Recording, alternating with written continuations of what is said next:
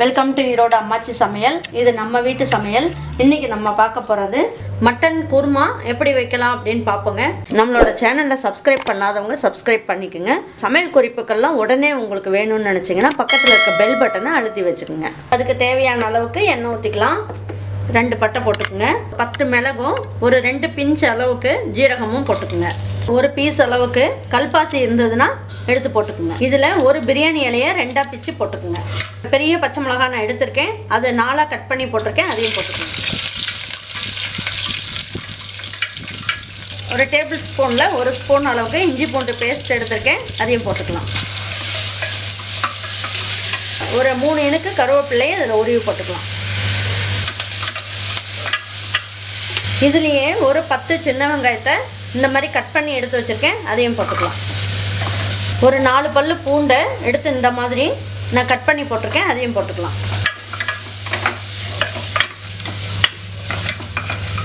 ஒரே ஒரு பட்டை, 3 கிராம்பு, ஒரு 1/2 ஸ்பூன் அளவுக்கு சோம்பு, 7 முந்திரி பருப்பு எடுத்து வச்சுருக்கேன். பாருங்கள், ஒரு 1/2 ஸ்பூன் அளவுக்கு கசகசாவை சுடுதண்ணியில் போட்டு வச்சுருக்கேன். அப்போ தான் உங்களுக்கு அரைக்கிறதுக்கு வந்து நல்ல நைஸாயிரும். அதுக்கப்புறம் பார்த்தீங்கன்னா ஒரு 1/2 மூடி தேங்காயை ஓடெல்லாம் இருக்கும் இல்லைங்களா, இதெல்லாம் எடுத்துட்டு நம்ம எடுத்து வச்சுக்கலாம். சின்ன பீஸ் பட்டை மட்டும் போட்டுக்குங்க. இதெல்லாம் என்ன பண்ணுவோம், நம்ம எல்லாம் ஒன்றா வச்சு நல்லா நைஸாக அரைச்சி எடுத்து வச்சுக்கலாம். கொஞ்சமாக கொத்தமல்லி இலை போட்டுடலாம். இஞ்சி பூண்டு நல்லா செவக்க வதக்கிடணும். ஒரு பெரிய சைஸ் தக்காளியாக ஒன்று எடுத்துக்கோங்க, அதையும் போட்டுடலாம். இந்த குருமாவுக்கு தேவையான அளவுக்கு உப்பு போட்டுக்கலாம். இந்த குழம்புக்கு மஞ்சள் தூள்லாம் போட வேண்டாம், அப்படியே நம்ம வச்சுக்கலாம்.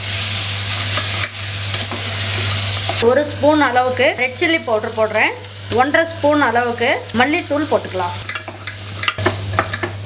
இப்போ கழுவி வச்சுருக்க மட்டன் பீஸ் இருக்குது இல்லைங்களா, இதை வந்து ஒரு 1/2 கிலோ எடுத்து வச்சுருக்கேன், இதை போட்டுக்கலாம்.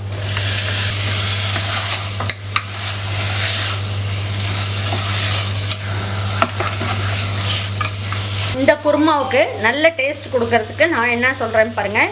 இந்த கரண்டியில் 3 கரண்டி அளவுக்கு தயிர் எடுத்துக்கோங்க.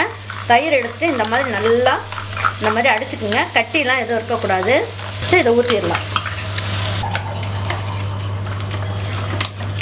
இப்போ மட்டன் வந்து வேகிறதுக்கு தேவையான அளவுக்கு தண்ணியை இந்த தயிர் கிண்ணத்தையே கொஞ்சமாக தண்ணி ஊற்றி இதில் ஊற்றிக்கலாம். இந்த மட்டன் வேகிறதுக்கு தேவையான அளவுக்கு தண்ணியும் ஊற்றிடலாம். இப்போ நம்ம என்ன பண்ண போகிறோம், இதை குக்கரை வந்து நல்லா மூடி வச்சிடலாம். இது ஒரு 3 விசில் வரட்டும். வந்ததுக்கப்புறம் நம்ம ஆஃப் பண்ணிக்கலாம். மட்டன் வந்து 3 விசில் வச்சு நம்ம எடுத்துட்டோம். இந்த அளவுக்கு மட்டன் நல்லா வெந்துருச்சு. இப்போ நம்ம என்ன பண்ண போகிறோம், ஒரு பாத்திரத்தில் மாற்றிக்கலாம். இந்த அரைச்சி வச்சுருக்க பேஸ்ட்டு இதில் ஊற்றிடலாம்.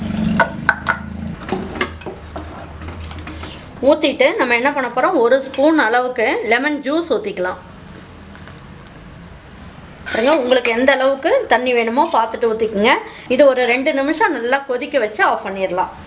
பாருங்கள், குழம்பு ரெடி ஆகிடுச்சான்னு பார்ப்போம். இங்கே பாருங்கள், எல்லாமே இதில் இருக்க கொழுப்பு இந்த எண்ணெய் எல்லாமே கசிஞ்சு நல்லா வந்துருச்சு. குழம்பும் சூப்பராக இருக்குது. மட்டன் குருமா வந்து ரெடி ஆகிடுச்சு.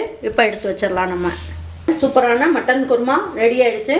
இதை வச்சுட்டு நீங்கள் என்ன பண்ணுங்கள், நல்லா ஃபுல்கா, சப்பாத்தி, பூரி, அதுக்கப்புறம் பாருங்கள் பிரியாணிக்கெல்லாம் சைட் டிஷ்ஷாக வச்சு சாப்பிடும் போது ரொம்ப நல்லாயிருக்கும். கண்டிப்பாக இதே மாதிரி நீங்கள் ஒரு மட்டன் குருமா செஞ்சு பார்த்தீங்கன்னா உங்கள் வீட்டில் எல்லாருக்குமே பிடிக்கும். பிடிச்சதுன்னா லைக் பண்ணுங்கள், ஷேர் பண்ணுங்கள், சப்ஸ்கிரைப் பண்ணுங்கள், மறந்துடாமல் கமெண்ட்ஸ் பண்ணுங்கள். தேங்க்யூ ஃபார் வாட்சிங் ஈரோடு அம்மாச்சி சமையல். தேங்க்யூ.